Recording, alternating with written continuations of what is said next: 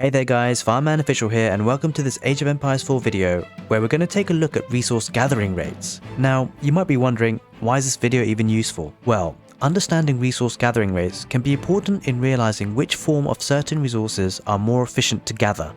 For example, do you think it's more efficient to collect food from sheep or from berries? Also, it can give you a mental reference to think about. For instance, how many farmers and lumberjacks do you need to maintain constant production of camel archers from one range, for example, for the Abbasid dynasty? Or perhaps you might be thinking about how many villagers do I need on farms and lumberjacks for instance, longbowmen for the English civilization? And the last really important point I would make is that this is really useful for build orders. As you guys probably know, if you've seen any of my other content, I do a lot of build orders and a lot of time and, well, calculation goes into it. Because it's not just randomly placing villagers here and there. There's lots of calculation going in terms of how many villagers do I need for the amount of resources that I need to collect for a certain endpoint, and so there's a lot of planning that goes behind it. So that's why I felt this video was relatively important to do, but without any further delay, let's talk about what this video is specifically going to cover. So in this video, we're going to look at the gathering rates from food resources, which include sheep, berries, farms, shorefish using villagers, shorefish using fishing ships, as well as looking at deer. Now, unfortunately, I didn't get time to test out boar hunting and deep water fishing in this beta testing, but this is where you guys come in. I'd really love to hear what your comments are about where you think they fit in with the efficiency ranking of these food resources. What I'd really like you to do is, if you could rank out 1 to 8, which order do you think these food resources will rank, from most efficient at the top to least efficient at the bottom? And of course, when the game does come out, I will test the boar hunting and the deep water fishing efficiency, and I'll leave the results as a comment in the comment section below. After taking a look at food gathering rates, the next thing we'll do is look at wood, gold, and stone. After looking at the specific resources gathering rates, we'll then of course need to mention the certain civilization that have bonuses affecting their resource gathering.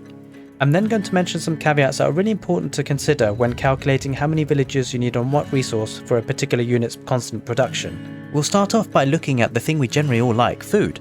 I of course had to keep the unit of time as a reference point for this testing, and so we will be using 60 seconds as the reference point. What I found out was that shorefish collected by villagers was by far the fastest way of collecting food, at 47.5 food per minute. Next was joint between shorefish collected by fishing ships, and deer of course collected by villagers at 45 food per minute. Next was taking sheep, which was at 40 food per minute, and joint bottom, taking food from farms and berries, gave you 35 food per minute. So with regards to wood, gold and stone, I found that villagers collected 40 of each of these resources per minute. There is actually one caveat though, and that's with the wood. When villagers start to chop trees, they don't actually collect wood immediately, unless the tree is already chopped. It takes 10 seconds for villagers to chop down a tree, and then start to collect wood. So guys, as mentioned earlier, it's really important to consider civilization bonuses. So for example, the English have a 15% faster food collection from farms when they're placed around the mill.